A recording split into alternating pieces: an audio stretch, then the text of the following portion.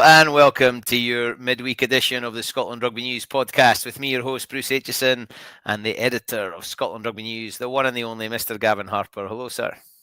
Hello, how are you doing? Yeah, good, thank you. We're a little bit later tonight. You're maybe too young to remember when Hollyoaks did like a late night version. Although we're not after the watershed, so we can't get sweary and we can't do other stuff, but it feels a bit later tonight. I wonder if we've got a different clientele tonight.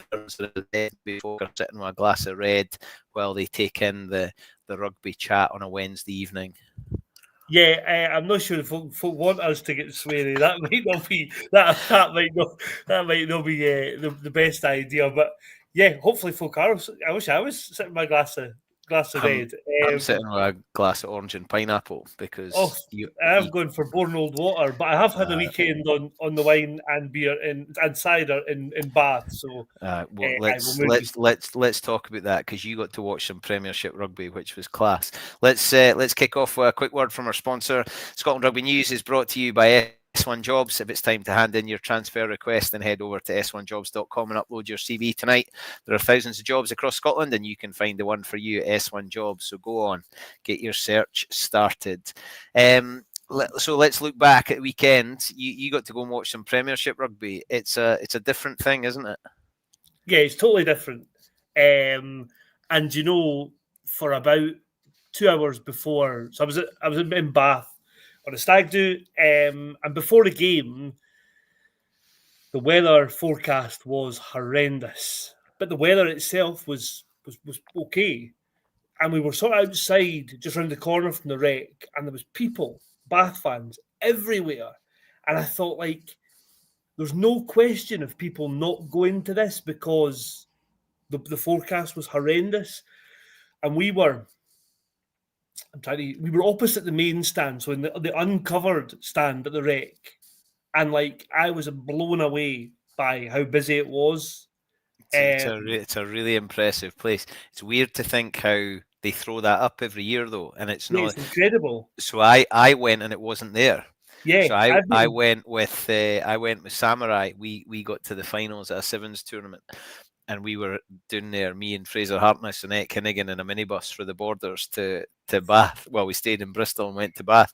And it was weird because the stands are not there. And obviously there's plans in to get their new stadium. But it's different being, I know Bath's a city, but it's a small city. Yeah. And Bath rugby is the only show in town. There's no Hibs and Hearts and, it's Bath and that's what it is. I do wonder if they all would have been there before Finn. Some of them might have decided actually it's not worth the hassle, but now it's because it's such box office, you got to be there.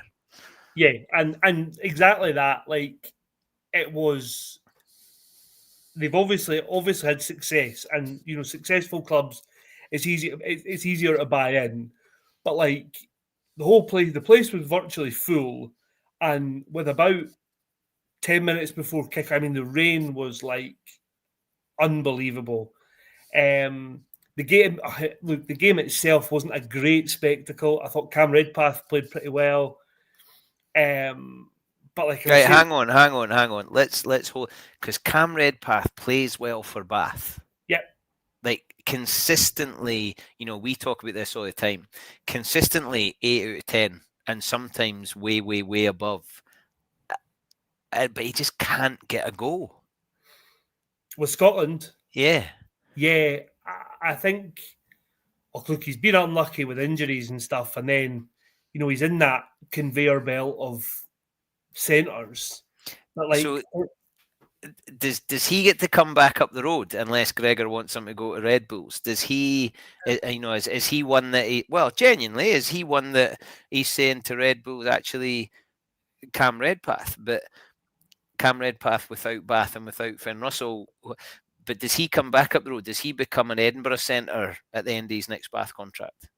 I mean, potentially. I think the caveat to that is I think he's just signed a reasonably long-term Bath contract. I think it wouldn't be the worst thing in the world to have him at, say, Edinburgh and then Sione at Glasgow, and then you say, okay, there's your first and second choice. I think the other thing that Cam Redpath falls foul of is if Sione if there's all this outside the window, he's not available. So and Sione is, and if Sione's, I hate that window. I know you hate the windows. I'm going to get it filled in.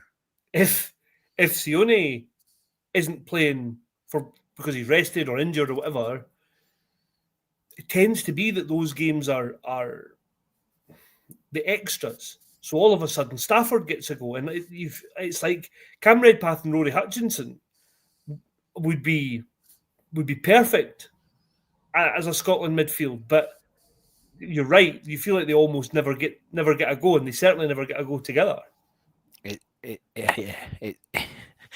Yeah, I don't know. It's one of those weird ones. It's in the days of us having lots of scrum halves. Yeah, and it's like, oh, great, but could we have made, like, could Mike Blair have been a 10 and Chris Cussett have been a 9, or could we have done something to spread the love a little bit? And and it's nice to have riches, but then when you don't get to utilize them, it feels like Cam Redpath. Potentially, if Sione doesn't arrive, Cam Redpath could be sitting on 60 caps by now. That's not true because injury, but you get what I mean. But then you've got Stafford, who's there, and captain and leader, and it's nice to have that. And great, but I love that he's at Bath. And why wouldn't you sign a long-term contract? And it suits, these Premiership clubs. The Bath will not be that sad that Cam Redpath is down the pecking order with Scotland, because it means they get to use him all the time. Absolutely, and the same goes for they obviously signed Chris Harris in the summer there as a sort of medical joker for Ollie Lawrence, with probably the view that Chris Harris is finished with Scotland. Josh Bayliss is, as much as I like him, down the pecking order.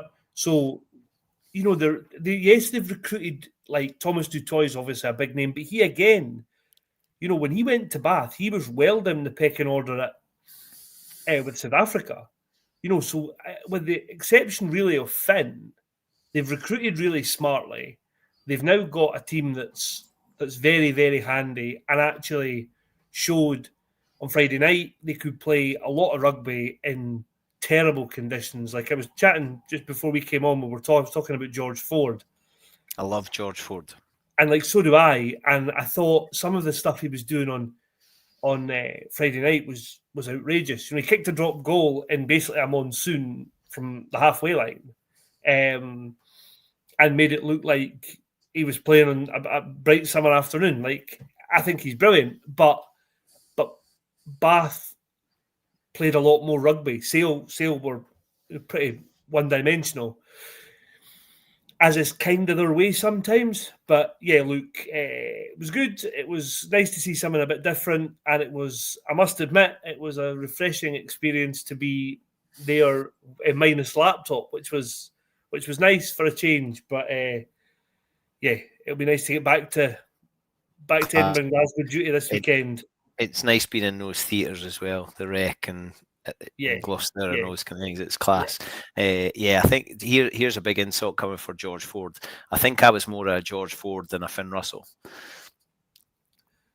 I see what you mean on more than one count. I see what you mean. So last weekend, talking about drop goals, I mean, Glasgow just did everything they could to lose that game, really. And that drop goal, I've watched it so many times because I do love a drop goal. And Finn still hasn't scored a drop goal for Scotland, or no, never for one in his whole career. And there's not that many players now can claim a drop goal. Like Zinzan's drop goal is still one of the best bits of rugby ever in the history of the game. I love a good drop goal, and you didn't see it that often, but to win the game in the conditions that they were in, I mean, I'm gutted for Glasgow, but what a way to win the game. I mean, that was just an absolute belter. Yeah, I think you summed it up. I think Glasgow found just about every way they could to not win the game, having put themselves in a reasonable spot in the first sort of wee while. But look, yeah, I mean, to go and win it like that. For Benetton, I think it maybe is that wee bit of a statement. I know Glasgow don't have the target on their backs, like they're not champions anymore, but I think they've caught people's attention, Glasgow, from what they've done over the years. I think that might be a bit of a wake up that anybody who thinks going to Treviso is going to be a walk in the park or a guaranteed 5 points. I think I was reading something earlier that Glasgow have lost 5 of their last 6 trips there. It just shows how difficult it's becoming. Edinburgh and Italy is though. The teams have become probably more hard, not hard to beat. That's maybe a bit harsh, but like they dug that out.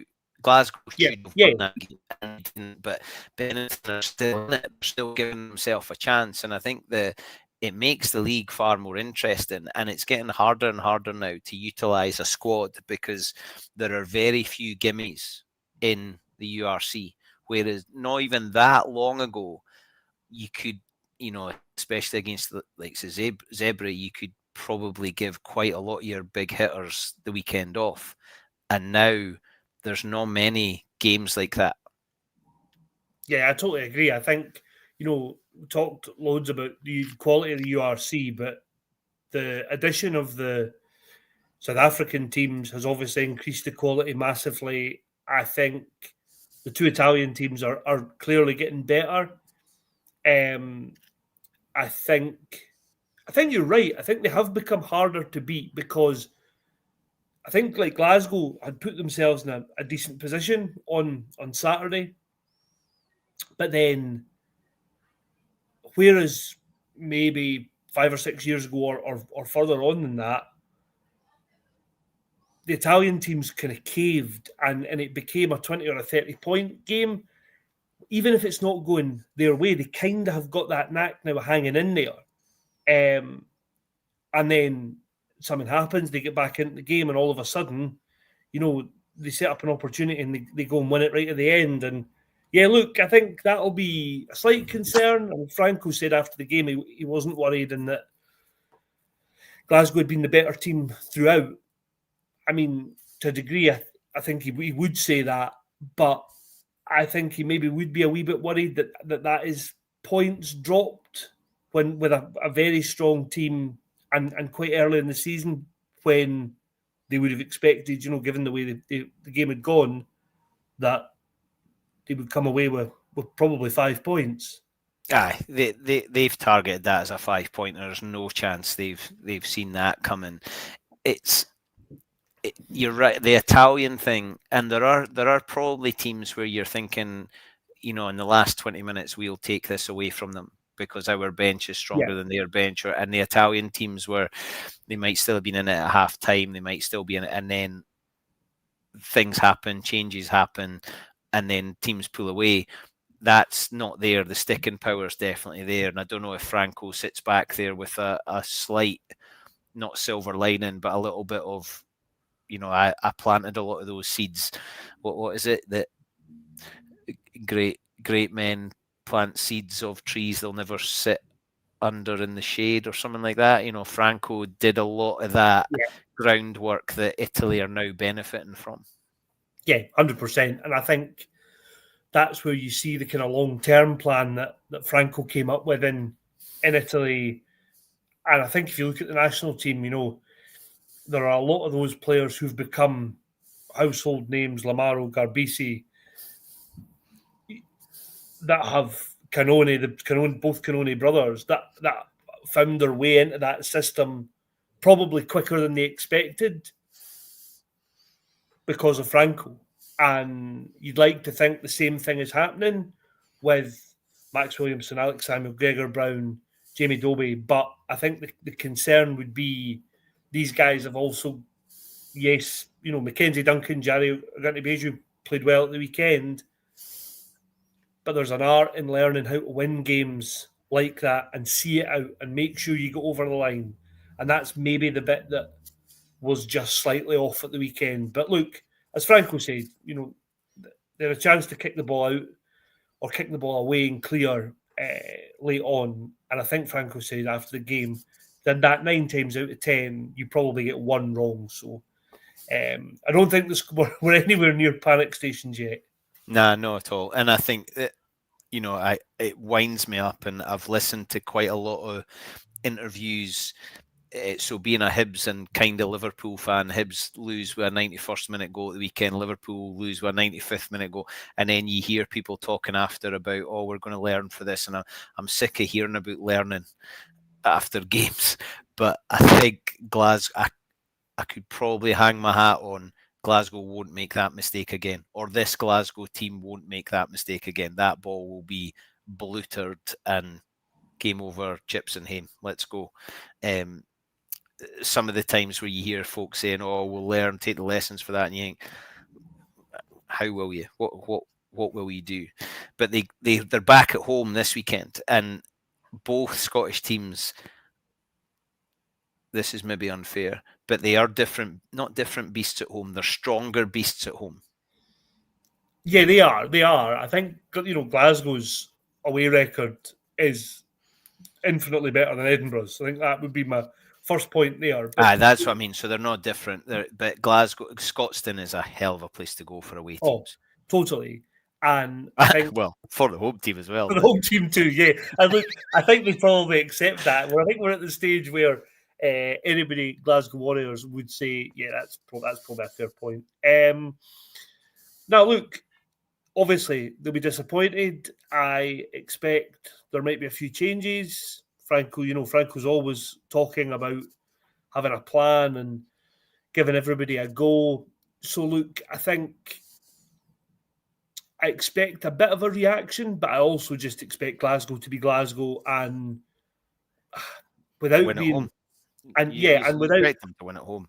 Yeah, and I think without being disrespectful to the Dragons, I think I would expect Glasgow to win with a bonus point and by a decent margin. I think off the back of a defeat, I kind of would double down on that and say, yeah, Glasgow. They don't often. I was going to say the two on the bounce with Glasgow. It's not a Franco thing. Do you know now? I don't know enough of the ins and outs of Welsh rugby and politics. We've got enough going on up here without me learning about anybody else's. Yes. And the Welsh one, the teams. I mean, it feels like not. And this is what I mean. This is uneducated. No research. They feel under-resourced. They feel under pressure. Some of them, the talk is they're going to two. I just wonder, are some of them quite literally playing for their livelihoods? Right, let's go up to Glasgow. We've got, and I don't know how much that does count in professional sport, but the way the Welsh players must be feeling, because they mustn't be able to look at social media or read the press because there's no positive stories coming out of Welsh rugby, certainly that I'm seeing. No, I think that's fair. I think that I've not seen any positivity recently. But they've got some players coming back to Wales, which is another interesting one. But we don't know what's going on behind closed doors. We don't know if the options weren't there for them in France or in England or wherever else they are, or maybe not in Japan. There's Red Bull's picking up a pretty experienced player, but why would Wales Rugby Union invest in him playing at home when he's probably done with the Welsh international team? So that makes sense. But they've got other players coming back, and hopefully that's a good thing for them. There are people who take great delight in Welsh rugby struggling, and some of it comes from this. Oh, but they laughed at us when we were struggling. I don't know who they were, but we need Wales to be strong. We need the Welsh club. We want it to be competitive. We want to be watching good players and good teams creating good games. Like you know more about Dragons than I do, and we both expect Glasgow to win at the weekend. But it would be great to be looking at household Welsh international names coming up the road and not making it a test match away from a test match, but you get what I mean. Like you're selling tickets to watch Glasgow, but you're also getting excited about he's coming to play against us. Yeah, I agree. I think, look, I can kind of understand when folks say, Welsh can spare us no no pity when we were propping up the bottom of the Six Nations table. But I think you're right. There is definitely merit in, we need these Welsh teams to be strong, and there is no, it's almost counterproductive. Remember a few years ago, Glasgow played Dragons actually in the Challenge Cup, and Johnny Matthews scored about 96 tries, and Glasgow won by 120 points, and the whole thing was just like, yeah, you feel like saying to the ref, at half time, ref, just We'll mix the aye, teams. we'll mix the teams up. We'll give them Johnny Matthews. Aye, we'll keep George Horn, they can have Johnny Matthews. It was daft. Like, nobody. But the Dragons have been through that, haven't they? The Dragons have been whipping boys, and then every now and then they pull out a result, and it makes you go, "Oh, maybe things are changing." Yeah, and I watched a bit of their, I think it was their first game of the season, possibly, and they were really competitive.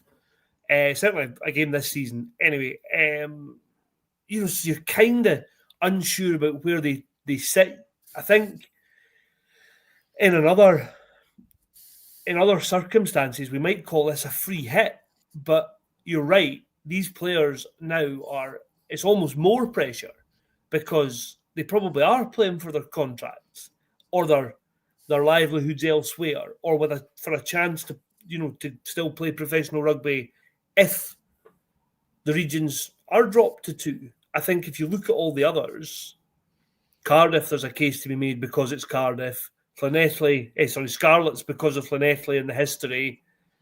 Ospreys have been the most successful in the sort of pro era. So, by that logic, and it's maybe not the best logic, but Dragons, okay, we'll cut Dragons and then it's 1 from 3. So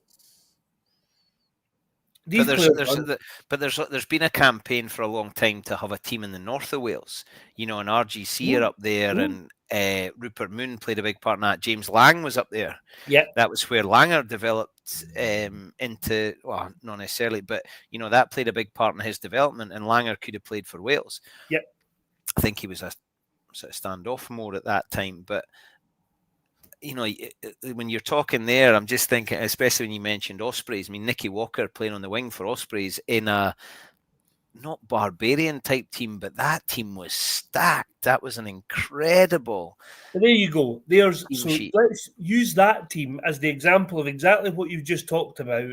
I remember going to watch Edinburgh play Ospreys maybe 15 years ago, and the Ospreys back row was Tia, Marty Holla, and Jerry Collins. And I thought you would do like that. Like Marty Holla was one of the most. Like he just a bit like we were talking about depth before. Like Marty Holla, if he hadn't been a Kiwi, he would have had 70, 80 caps for pretty much any other nation. Like, he was incredible. He was outrageous. Like Jerry Collins was the best player on the planet at one point. Tia is just one of the hardest men. And then the back line was Justin Marshall at scrum half. Like Justin Marshall, James Hook, Tommy Bowe, who went on to be a Test Lion. Tommy Bowe, Nicky Walker, Shane Williams. Like that was the suntan, that was the sunbed crew. Yeah, it was. But even that Welsh team, like you could name such a strong Welsh team. I remember when they were playing up here, and at the time, believe it or not, I had a gym membership. And on the Sunday morning, Scotland were playing Wales on the Sunday afternoon, and James Hook was in the gym because he wasn't in the squad, and he was doing a gym session. And you're like, how's he being left out? What was the Scarlets 10 called? Nicky Robinson. Robinson? Yeah. He was unreal. Yeah.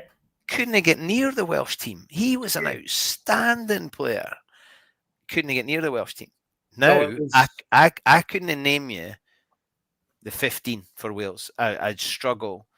Other than their 2, their 7, and their 9, I think I would struggle to name you who else would play for Wales. Yeah, I think that's fair. I don't think that's, an ignorance problem. I think a lot of people in Wales would have the same problem. Although Reece Zamet's back, although he's injured, but Yes. he's back, so maybe I can add him. I mean, did you see his break? Oh, like how quick did he look? He just looked like, right, I'm back. I've had some fun. I'm serious now, and obviously he gets to play like that in the team he's in. But then you get Max Malins for Saracens giving it one out the back and then getting the ball back to score. When you see bits like that, it gets you excited. Now I'm no lover of the constant kick to the corner catch and drive, but I do love a decent catch and drive maul. But just overdone like that. And watching Argentina Springboks at the weekend, there was a lot of rugby, and then there was just, come on, yeah. This is grim.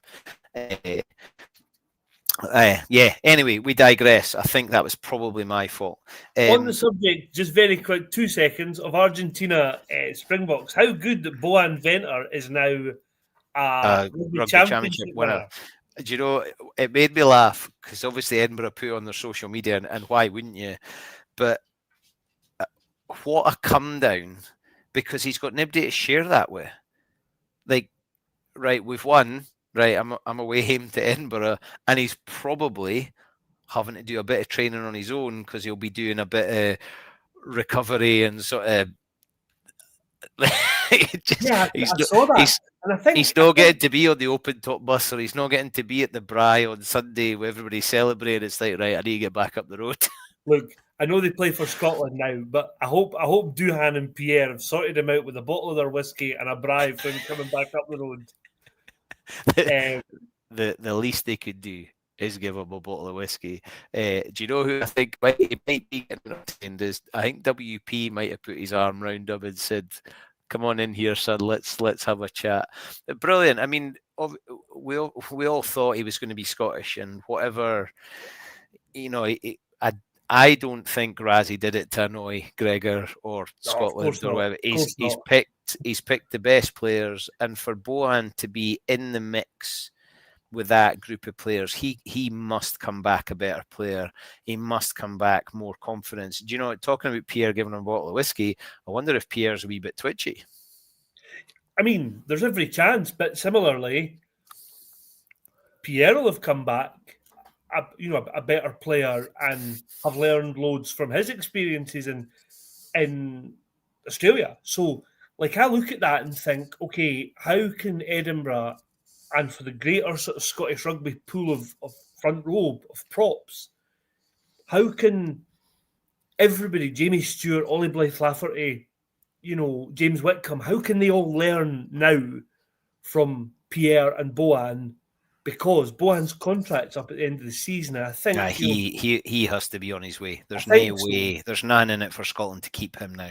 Exactly, and his market value will have massively increased. So there has to be a sensible discussion about that, and that's fine. And probably there are solutions that are maybe not a million miles away for Edinburgh backfilling, but Scottish rugby have got to capitalise on that and use Bohan as a bit of a learning experience for everybody in Edinburgh, and get as much of that Springbok stuff out of him as they possibly can. But yeah, no, I think it's great for him. I just thought it was worth mentioning while we're on the subject of that game.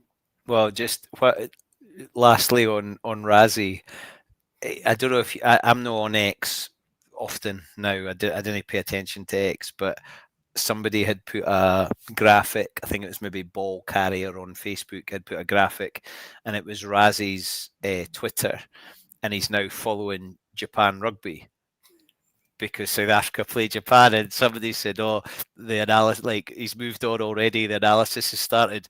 Aye. Because that's where he's going to find it. Like, if he's using what the Japanese Rugby Union tweet as motivation, then maybe I'm missing a trick here. Maybe we should all be looking at who Gregor follows on X to see what players he's tapping up for the Red Bulls. Or are we going there now? I was going to go Edinburgh now. Well, now I don't know how these things come out, and we've no idea what's going on behind closed doors. But Ben White's contract's up at the end of the year. It seems like Ben White's been recommended by Gregor to Red Bull. Now, I don't understand. We spoke last week, and we're not going over it again, the consultancy role for Gregor. But identifying players, surely that's not what Gregor's being paid for, to identify players. Yeah, so Scottish Rugby, I think this is worth stressing. Scottish Rugby last week, when this all came out and the report was Gregor was joining Newcastle Red Bulls as a head consultant, Scottish Rugby were stressed. This is a deal with Red Bull, and he won't have any direct links with Newcastle. Well, clearly that, as I said last week, like if you join the dots, I think there's a similar deal. Jurgen Klopp is involved with Red Bull's football operations. Well, all of a sudden, Gregor's not going to turn up and be coaching Red Bull, RB Leipzig, and Jurgen Klopp's going to be putting 6 tracksuits on to coach Newcastle. Like, that's totally daft. So obviously there was some direct correlation with Newcastle, and that's fine. But you're right. I think I'm not sure it doesn't sit that well. If the part of that job is, by the way, here are the players I think you/we should sign for maybe next season, but also maybe a time when somebody else is the head coach. And who is that somebody else? How involved is Gregor with that? I still think, and I said this last week, I still think we're in that strange situation where there is so little information about how this works, what it actually is, and I don't really think we're going to get that. Probably, I'd like to think we'll get more when Gregor speaks to announce the autumn squad, but there's no way you're getting to ask questions about that at a Scotland Rugby press conference. No chance. I think we have to. I think no chance. If he chooses not to answer, that's different. But we have to be able to ask him, explain, tell us more. No. And he's not. And he's not spoken about it at all. And he's not spoken about his new contract. So, look, I think he does have to address it. We'll wait and see whether that happens. I am handily, I think, on holiday. So, I'll be delegating that one. Tell you what, mere holidays and Judith Chalmers, you. I wonder, it's a bit like when you hear folk talking about Liberal Democrats and how they should just say, like, everybody's getting a spacesuit and we're all going to the moon because they're never going to get in the government, so they can say whatever they like. If you're in charge of recruitment for Red Bulls, can you not just go, do you know what we should do? We should go and get Bowden Barrett and Scott Barrett and Geordie Barrett, and we'll sign them. like what? Like it's just is it not just a shopping list? It's like, it feels like it's just fantasy league. Like, because now everybody. I remember this story about Alan Shearer. There was one price for him to go to Man United and one price for him to go to Newcastle United. That's like, there's now going to be, there's one price for Lewis Rees-Zammit for Bristol, but there's another price for him to go to Newcastle Red Bulls, and it just feels like it could get a bit ridiculous. But a bit like when Newcastle the first time, and you've got Tuigamala, Tate, Doddy Weir, Gary Armstrong, Rob Andrew, Johnny Wilkinson, John Belly, and it becomes a let's just fill us up. That was the proper like Football Manager fantasy league. Well, that was Sir John Hall trying to create something equivalent to the Premiership, which obviously didn't go that well. But I think what the challenge clearly is going to be how they do it and how they keep it all in the salary cap, but also they don't have a massive overhaul of their squad. I think most of the guys, like I obviously spoke to Jamie Hodgson a few weeks ago, and he's on a 1-year deal, so he knows that like he's got to play well. I think he basically knows he's not coming back up here. So, I'm really interested to see how guys like that. I think they signed Amanaki Mafi on a 1-year contract. There's maybe a couple of guys So the Argentinian scrum half. Saw that. Who's got a 2-year contract, which maybe cools any thought of Antoine Dupont moving to Tyneside. But look, I think it's an interesting project. I think if they do it the way the football club have done it, and make incremental changes, they'll be fine. I think if they do it all at once, it could be chaos. But I don't really understand how Gregor's new role fits it into it all. I certainly didn't think recommending players would be part of it. Look, one of the things I think that is interesting is Alan Dickens, the coach, basically said at the weekend, I can speak to Gregor anytime I like. Like, as we said last week, this 30 days, yes, that might be the agreement, but like Gregor's going to be available on the other end of a call or a Zoom meeting, or he's just down the road. You know, I wouldn't be getting massively het up about that. I think it's not like he's, leaving Scotland training an hour early to try and nip down the road and see Newcastle train. Like, I think I'm comfortable enough with that. I think we just need to see how this all plays out.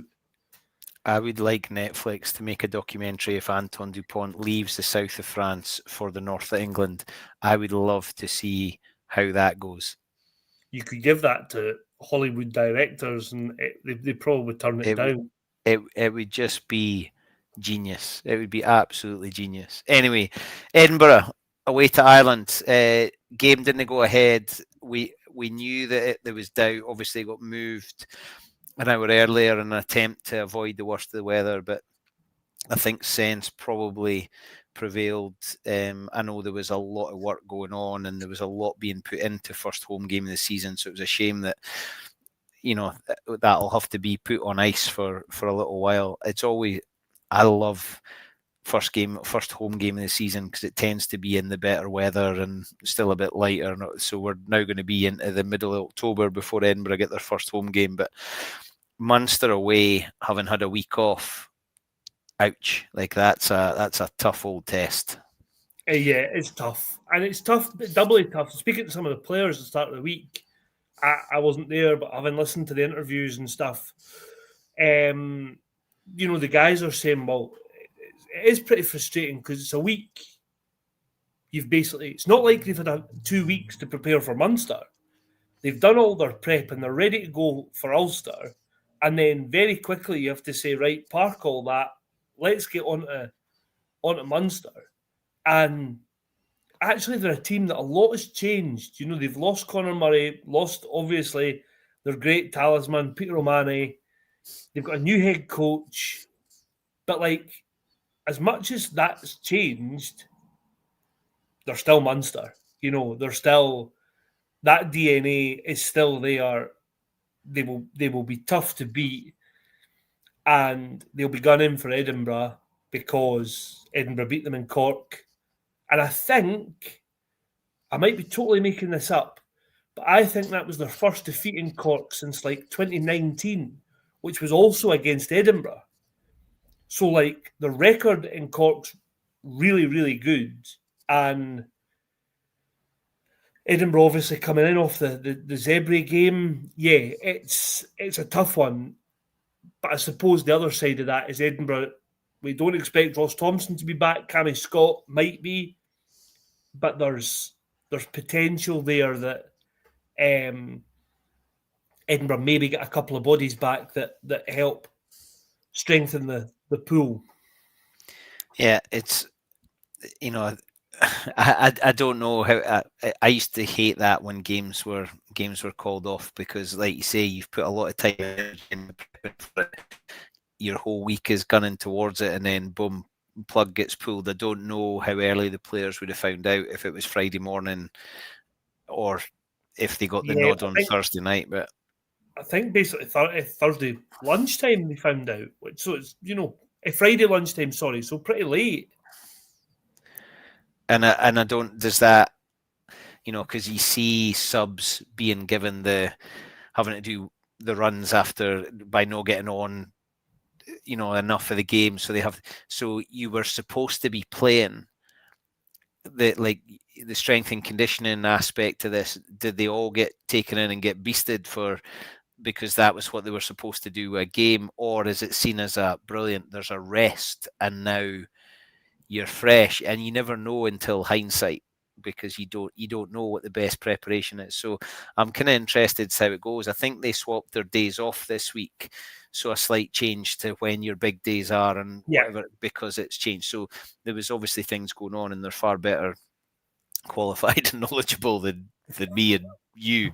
But Munster away, it's tough, but I think you're right. Munster are going through that transition. Edinburgh, there's been some stuff on social media about their record and about winning last year. So I suppose that's confidence, isn't it? Yeah, it is. And Edinburgh have to look at that game and try and, like, a couple of Matt Curry's tries were basically born out of total flukes, but they were moments that Edinburgh created something. And I think all the things that we said about Edinburgh last week still apply. I think if they can stop giving away penalties, I think, and then when they give away one penalty, they need to cut this business that they give away 2 and 3 on the bounce. It just absolutely kills them, and we've seen it far too often. So they need to stop that. I think if they can, when they've got the ball, they need to get Duhan and Darcy involved more. And we've obviously not seen them both this season, but like from watching Edinburgh extensively last year, that was my criticism. Would be Duhan is absolutely sellotaped to one wing. Darcy, fair enough, is all over the place, but like your game plan should be centered around get these guys the ball in structure, in unstructure, however you possibly can, get them involved. They're your best players. So look, I think if we see that from Edinburgh, then they might go okay. But I think if Munster get on top up front, and that's where great timing having Boan and Pierre both back, and all of a sudden you say, well, hang on a minute, Edinburgh look much stronger. Paul Hill, I think, might be fit this weekend. So there's a lot. Boan, as far as I'm aware, coming back off international duty, but he wasn't involved at the weekend. So my understanding would be he's able to be selected for this weekend. Is that right? Yeah, I think he's available. But if he'd played at the weekend there, he wouldn't be, because there's a stand down after the return from international. I think that's right. But he didn't play, so he should be able to be selected. I think Sean said at the start of the week, basically that Boan was in contention to be selected. Obviously, there's no issue about his fitness or anything because he's been playing. No. But he obviously didn't play at Twickenham on Saturday. So as far as I'm aware, he's available. I wonder if he's back on cooked meat and vegetables, coming back to the Springboks. He gets thrown the leg of a zebra and told to get on with it. I'm keen to see it as a club coach. If we got beat on Saturday, and speaking personally, in my only viewpoint, I was miserable until the Tuesday night. Like I needed to get to the Tuesday to feel like, right, we can put that to bed and we've moved on and we're now focused on the next thing. Now, but there's so many sleeps between losses. You lose on the Saturday and it's like, I've got to get to next week, and you can't wait for it to come. And Edinburgh have had to now stew on that, and not just a loss, but Zebre away, which is sore. I just hope they're ready to come out the traps and give Munster everything for 80 minutes and to get an away win. Not just an away win, but away in Ireland at Munster completely changes the feeling going into that Benetton game back at home. First game of the season, let's light up the hive. Let's do all those things that we planned for last week. And it just feels positive. Like I read one comment on Facebook that somebody wasn't going to go to the game because, and I think, come on, man, you got to support no matter what happens. There he is. He's spoken like a true Hibs fan. Well, you have to. Well, a Hibs fan, a Scottish sports fan, or like No, look, you're right. You're right. It is tough, but it's not for want of trying. It's not for like everybody's in it. It wasn't that long ago that Scotland couldn't fill a stadium against Italy, and now you could probably fill Murrayfield a half again against Italy because folk want to be there. So you got to support through it, and I hope it goes well against Munster. I would reckon some of the Edinburgh fans are so dedicated, they'll be there to support against Munster. They'll follow away. There was quite a number of supporters away to Zebre. That loyal following is really admirable. So it'd be good to have something to shout about at Munster. But tough, I think, of the two Scottish sides, Edinburgh's definitely got the tougher remit this weekend. Yeah, 100% agree with that. I think.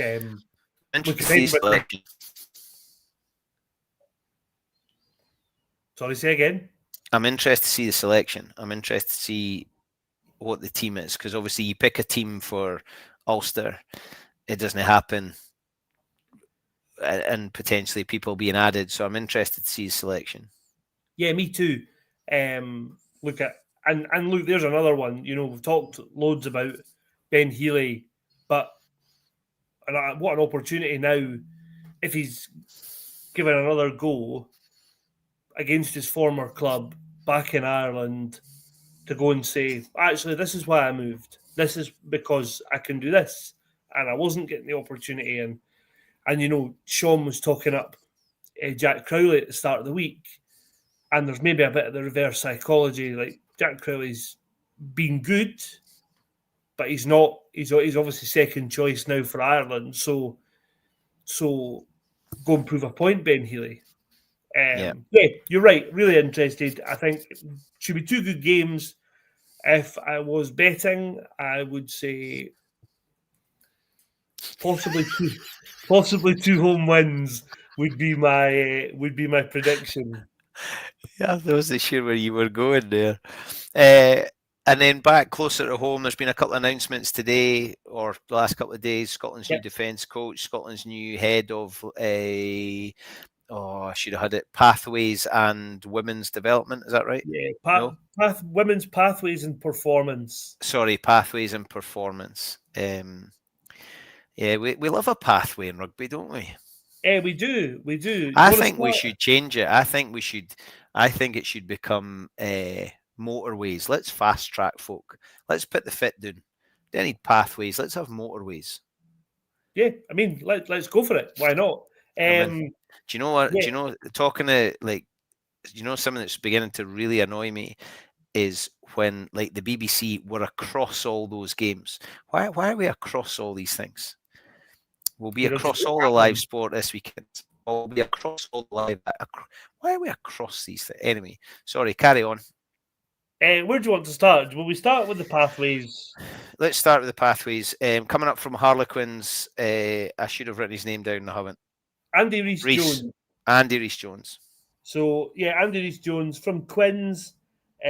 He's head of women's rugby. I must admit, a lot of this was sort of sprung on us earlier as well. So, I'm not overly familiar with his background, but looking, he worked at Loughborough University, Leicester Tigers. Now you're just reading a press statement.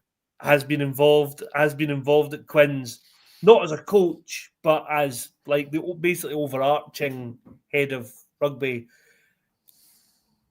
I'm interested to see what his remit is, how that all kind of fits with. Right. See how you say that. How do we know what somebody's remit is? Do people of the press get a copy of what Gregor's remit is, or Pete Horn's remit is, or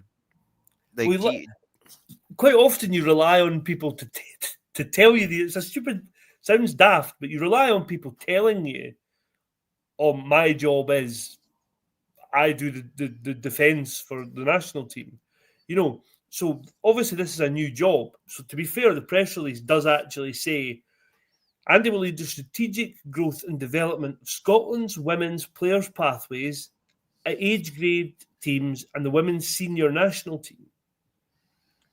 He will focus on building a sustainable talent pipeline, enhancing performance structures, and ensuring Scotland's elite athletes are supported to succeed at the highest level of the international game. But what I mean ChatGPT can do. Exactly. What I mean is, what does that actually mean? I like how we've got pathways and pipelines. We've got pathways, performances, pipelines. Somebody was talking to me a few weeks ago. In fact, it was Franco about the difference between perspective and another P. Perspective. I can't remember. Perception. Perspective and perception. Yes, it was perception. Like but you know, so where does he sit? And does the head coach report to him? Does he report to David Nucifora?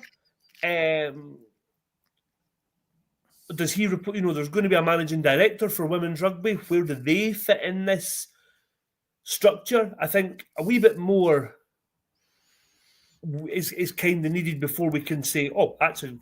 But by all accounts, people from Quins are saying, you know, he's made a big difference there. There's a lot of positive comments. I went on Harlequins Women, and I went on 2 or 3 other things, and one of the ones I liked, and you know, women's rugby is so different. I don't know of too many male players whose mum comment on social media, whereas Holly Aitchison's mum comments quite a lot on things.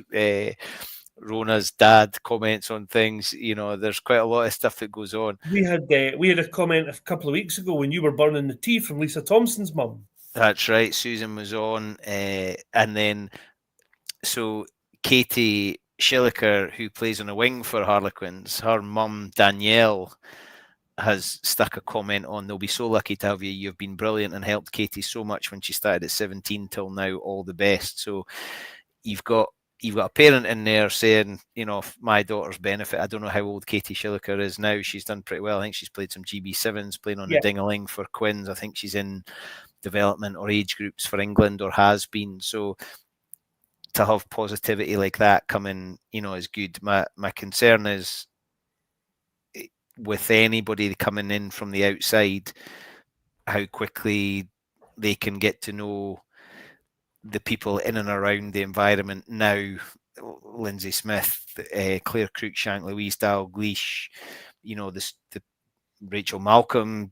Does he have anything to do with Rachel Malcolm? Helen Nelson, who are probably the really formal leaders, but then there's people underneath them. Does he lean on them at all? Or, you know, you've got Meryl Gunderson, who's doing good things. You've got a Scotland international playing for Edinburgh Uni this week. You know, there's a lot there. Is he coming in? I don't think he officially starts until, what is it, 1st of December? 1st of January, I think. 1st of January. So, like, he's full time with Quins, but he's maybe got 30 days in his contract where he can be helping Scotland. So, you know, he'll be learning, but you know, it's like up here, boots on the ground counts for so much, especially if you're in charge of pathways. And that's one of the things that's been levelled at some of the people in roles like that in the men's game, that they've not been seen at school fixtures or club. Does the club has to feature in the women's pathway because the women are playing in for Cougars or playing for Hillhead, or, you know, they're playing in the club. So but is he coming to say, well, now we're it's a job of immense potential from my perspective, but my perception is that there's a lot to do. You know, we've had a purple patch of players that have performed better than we've ever had a performance before. And I don't know the pathway enough. I know quite a lot of the people coming through, but I don't know if they're of the quality of Sarah Bonner, Emma Wassell, Lisa Thompson, Helen Nelson, Rachel Malcolm, and some of the players that we know don't have contracts, Katie Mattinson, Jade Conco. It's a big old job, but, you know, I wish them all the best. I don't know if you have a chance to chat to him. You'll see him before I will, for sure. That genuinely, I hope so, because I think there's a lot to unpick. I think, especially when you see Aussie women have had their budget cut by 25%. Exactly. Yeah. So look, I think there's a lot in it. I think there's Which, sorry, obviously just to come back to that, which is bonkers because England had a World Cup coming and the investment went up. yeah. Australia have got a World Cup coming and they've cut it by 25%. That is just bonkers. Yeah, it's just like, but then I suppose this fits into maybe the next part of the conversation is I think there are a lot of moving parts in this performance job, but I think there are also a lot of parts around the women's game, and there needs to be more clarity on, okay, well, what does the solution look like to R360? What happens if players choose to sign up? I think, and there is probably an acceptance that is more likely in the women's game than it is the men's. So let's wait. I suppose before we come on to R360, we better talk about Lee Radford. Yeah, so obviously New Scotland defence. There's high potential of Bruce getting on his high horse here. About Lee Radford? No. About professional rugby and defence coaches. Oh, I see. Yeah, so Scotland have a new defence coach. His name's Lee Radford. He's coming from Northampton. He is, I don't want to say we'd said this last week, but he's part-time initially. Northampton, as I understand, basically didn't want to let him go, and this has been a bit of a compromise. Look, I think your defence coach being up and down the road, I'm not, again, like he's not a head coach. And he's come in knowing that. Defence coaches can work from home. Yeah, well, I mean... They need to be there for, like, what do they get? 20 minutes a session? Defence coach would just be... optional. And the game was fun. The defence coach can be doing a lot of the analysis on Zoom and various other bits. And they could, Northampton will be able to release him for camps, and he'll be able to do loads of. I don't know. I think that's it. I don't know. He's obviously not going to have any sort of role in developing people or being involved at Edinburgh or Glasgow. He's going to be there to do his Scotland gig. He'll improve the team and he'll look at the defensive team, but he won't. Steve Tandy would be sitting along for us at the Hive at Edinburgh games. I don't know what benefit they got out of being there live, but they got to go and have a coffee together and have a chinwag and probably had a meeting beforehand and maybe had a chat with the defence coach at Edinburgh. Well, I don't know, but I don't think that's a reason for folk to get uptight.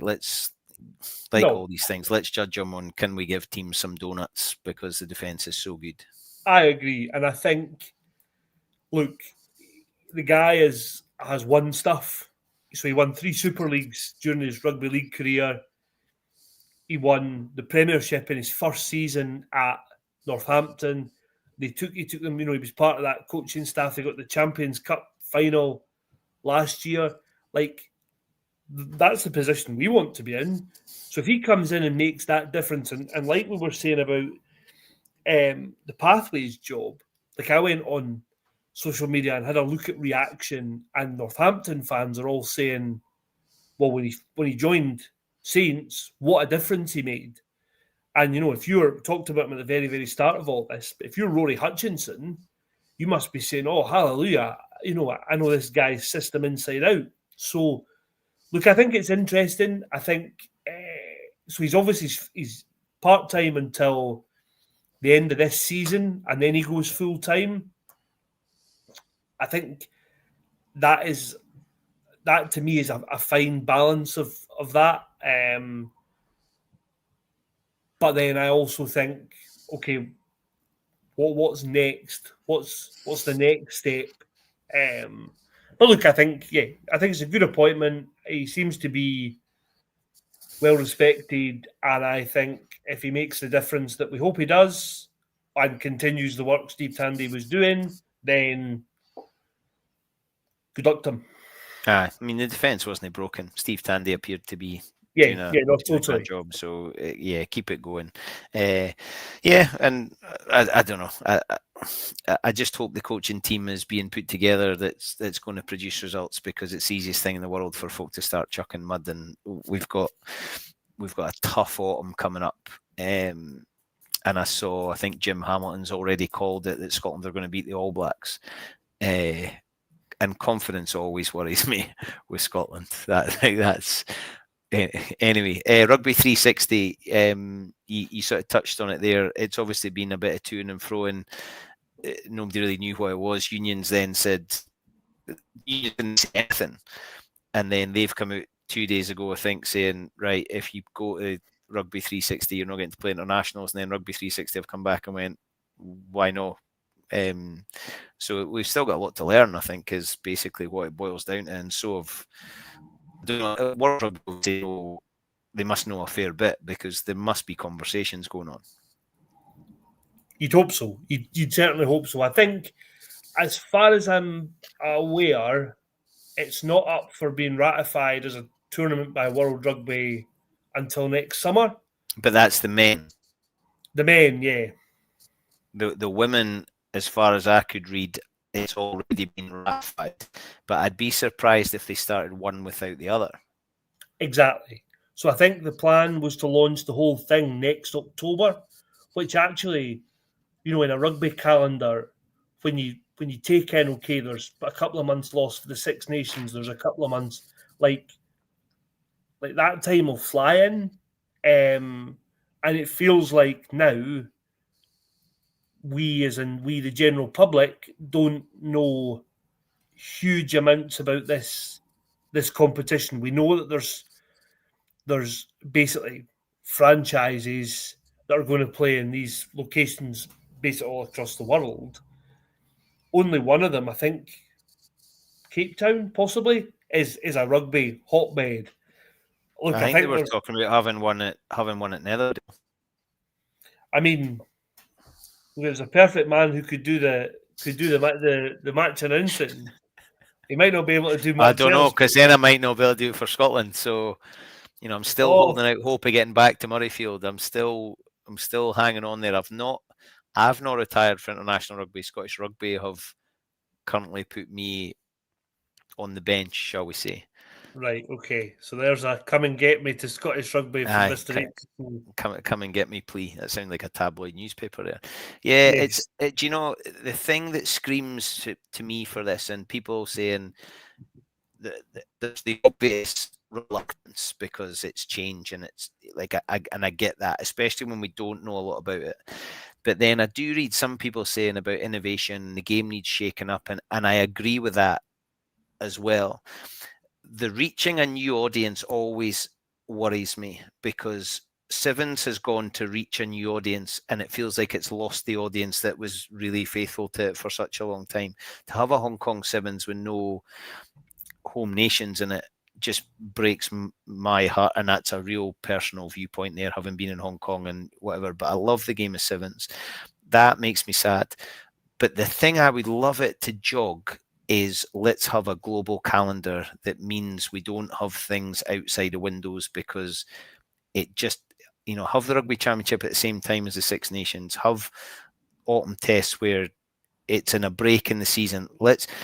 I listened to a great podcast on the way home on Saturday night, and it was Mark Chapman hosting a rugby league podcast, and they were rating the top 10 innovations in rugby league. And one of the top, they had a panel, Brian Noble was on it, can't remember who else was on it.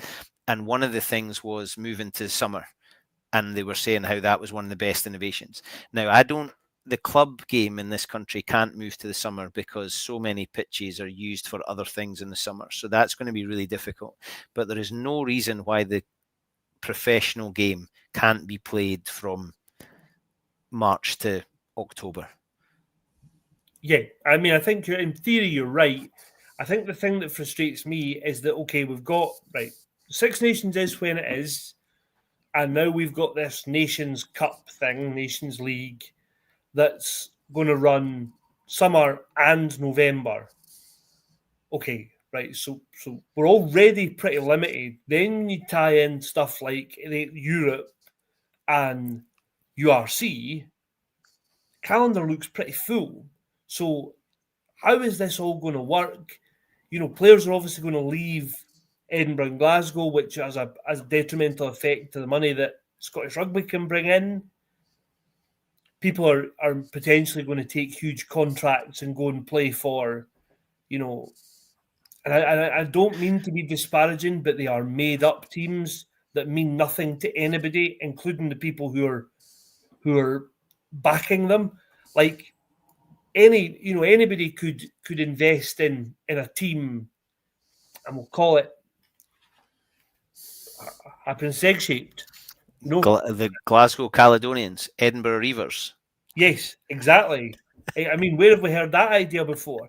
I think, the idea of having something that innovates and shakes rugby up, yes, that probably is. You look at the difference like T20's made to cricket. Like, it's now become part of the established people play T20 and don't play test matches. Fine. But it has to work together within those teams, other than the IPL, but even they're in India, which is, it's like a rugby competition in New Zealand but the teams in England are still based out of the counties. Exactly. So I think it has to mean something. I don't know, like, look, I can't see how, okay, we create these 10 or 12 franchises, we fill them with the world's best players, and all of a sudden we've got the Harlem Globetrotters playing, the New York, whatever we're going to call them, and they are all over the world. We're playing a match in Sao Paulo on a Wednesday morning because it's going to be live on ESPN for people to watch in Europe. Great. Anybody would think you were making this up? I mean, it's incredible. And then we'll fill these stadiums with people that have probably never seen a game of rugby, and as well as 9 hours of fireworks and performances, we're then going to ask them to watch 35 minutes of reset scrums. And once they've done that, they're going to sign up and come back to watch 2 other made-up teams. I don't know. I'm not convinced about it. I think there's a lot to do to get to a place where Mike Tyndall, who's obviously the man, the kind of face of it all, seems pretty bullish that it'll happen. I obviously have a less optimistic view from their point of view. I think rugby, the one thing I would say is I think rugby needs something that gives it a shake, because I don't think, right, well, we've quelled, we had Rugby X. Remember the short version of Ben Ryan's Ryan's in fairness to Ben Ryan, COVID didn't help him. No, totally. And it actually, like, I remember watching the first event and I thought, oh, hang on a minute, this is wild. Remember, if there was a draw, they decided a game with like a one-on-one, basically one-on-one tackling, like who could score a try. Absolutely mad. But COVID, so we've dealt with that. COVID put paid to that. This seems like there's money behind it. There's obviously big interest in terms of Mike Tyndall's got involved. Right, so if it doesn't happen,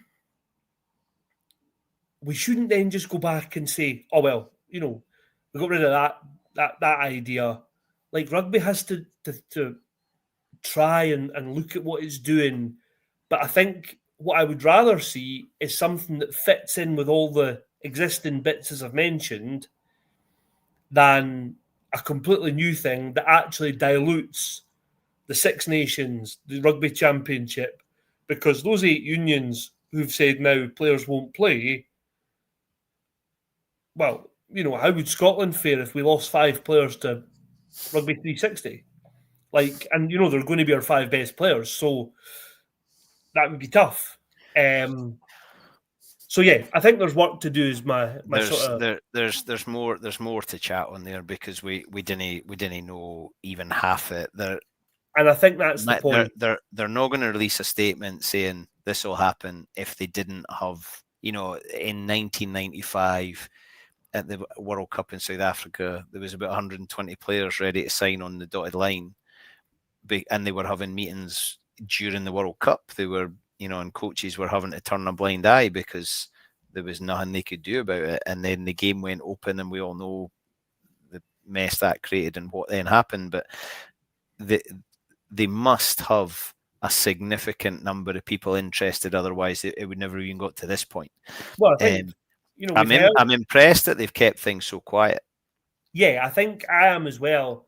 We've heard that there's 200 players. I think that must be men's and women's players who've allegedly signed pre-contract. But we're not talking equivalent here because there's not going to be as many women's teams as men's teams. No, I think there's eight men's teams and 4 women's. But it's or 6 men's and 4. I can't remember, but there is clearly, like, you're right. They're not going to put something out saying, well, we want players who sign up for our league. One of the things that makes me laugh about World Rugby's response is that they're waiting for Rugby 360 to release their player welfare or something like that. Like they've said that R360 haven't released their player welfare statement or something. You're like, hang on a minute. You're letting internationals play games outside a window. Like, what? It makes a mockery of your window. Like, what is that? Who's that looking after? And then when World Rugby released their player welfare thing this week, which reads fine, but it doesn't mention flight times, time zones.